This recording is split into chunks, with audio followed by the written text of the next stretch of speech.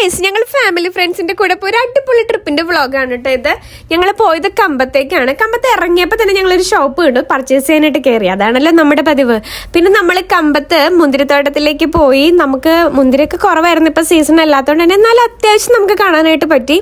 ഞങ്ങൾ എല്ലാവരും നന്നായിട്ട് എൻജോയ് ചെയ്തു. അവിടെ ഒരു കുഞ്ഞു പാർക്ക് ഉണ്ട് കേട്ടോ. ഞങ്ങളുടെ പിള്ളേരെല്ലാവരും അവിടെ നന്നായിട്ട് ഗെയിമൊക്കെ കളിച്ച് നല്ല സെറ്റായി. അതിനിട്ട് ഞങ്ങൾ ഫുഡ് കഴിക്കാനായിട്ട് കമ്പത്ത് തന്നെ ഒരു റെസ്റ്റോറൻറ്റിൽ കയറി.